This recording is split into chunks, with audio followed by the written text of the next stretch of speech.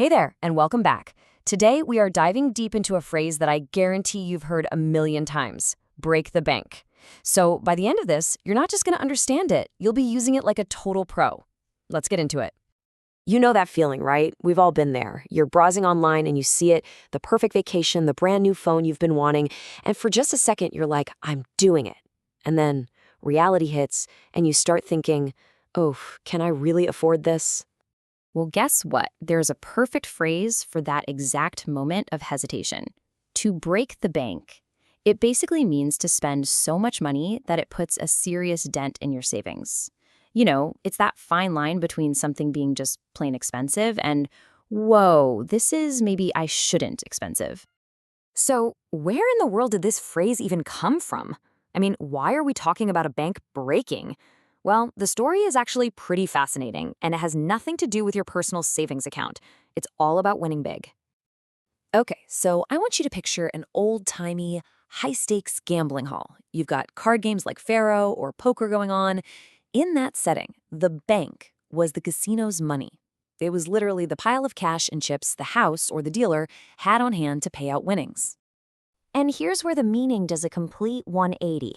Originally, if you were a gambler on a crazy hot streak and you won every single penny the casino had on the table, you had literally broken the bank. You beat the house. But over time, the meaning totally flipped. It went from winning all the money from the house to an expensive purchase costing all the money in your house. Pretty cool, right? All right, so now that we've got the awesome origin story down, let's talk about the practical stuff. How do you actually use this phrase so you sound natural and, like you know what you're talking about? Think of it like this. It's perfect for casual conversations about big-ticket items like a new car or explaining why you're packing a lunch instead of eating out. You're talking about your budget.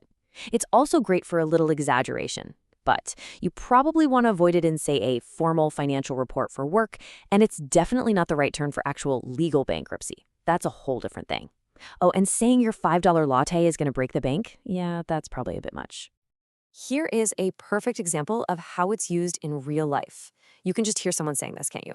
The person isn't saying they'll be left penniless forever, but they are saying that this cruise is way more than they can comfortably spend right now. It's the perfect use of the idiom. Okay, I think you've got this. You know the history, you know the rules. So how about we put that new knowledge to the test? It's quiz time. All right, question 1.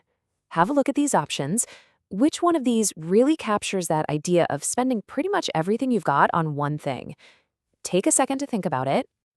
If you said C, you are absolutely correct. A discount is the opposite. Groceries are usually a minor expense, and depositing money is, well, adding money. That car purchase that wipes out your savings, that is a textbook case of breaking the bank. Nicely done. Okay, let's try one more. How would you finish this sentence? Sarah's being smart with her money here. So what is she trying to avoid doing? And the answer is B, of course. She picked the cheaper hotel because she didn't want to spend too much. She didn't want to break the bank. See? You're natural at this. So let's just boil it all down. If there's one thing to take away, it's this. Break the bank is all about one single high cost that pretty much empties out your personal funds. It's that simple. And just for fun, let's think about the opposites. If you're actively not breaking the bank, what are you doing? Well, you might be living on a shoestring budget, cutting corners, or saving for a rainy day. These are all fantastic phrases to have in your back pocket for when you're being frugal.